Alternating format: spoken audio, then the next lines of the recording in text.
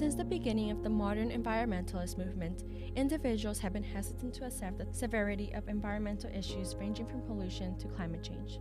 Indeed, efforts have been made to take actions against human habits causing the degradation of our planet, but for the most part, only certain issues are targeted given they have grown out of proportion, while many are left untouched until they are just as severe as in the case of environmental racism.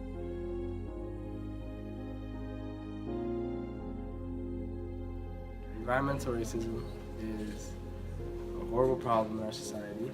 It's something that affects a lot of minorities, in particular a lot of African American folks. Flint, Michigan, Chicago River being dumped with harmful chemicals and being pushed to the south side of Chicago. And I think it's rooted within having the ability to dominate one another and then being able to dispose those problems onto other minority people. It's all rooted within the same logic that people weaponize against minorities.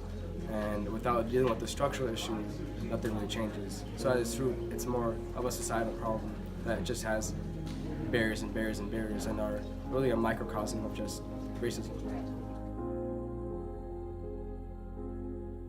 Hi, my name is Eden, and environmental racism, I see it kind of around where I'm from. So I'm from the DC area, and the Anacostia River is, a lot of minority communities are surrounded around areas where it's really unkept, and it really affects those communities because nobody's going in to take care of the environment that they're living in. And I feel like a lot of people don't think about the effects that it can have on the people that are living around those areas.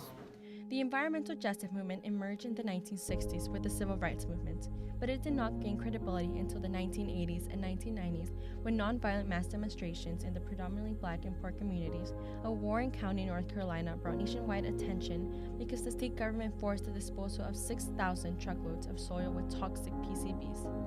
The Environmental Protection Agency and the United Church of Christ Racial Justice Commission found that hazardous waste facilities are often located in poor communities of color.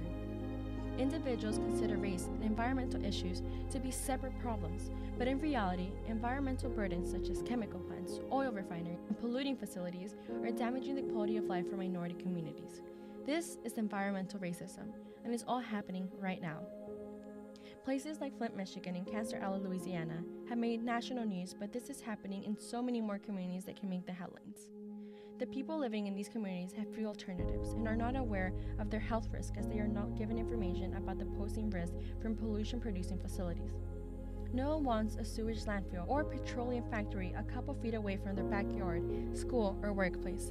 But this is happening because of the lack of protection for these communities' interests. They have no political or economic power to impact local zoning and policies.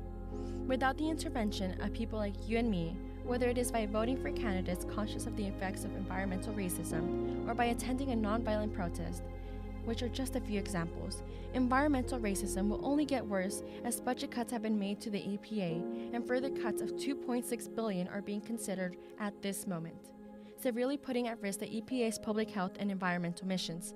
Be aware and act now.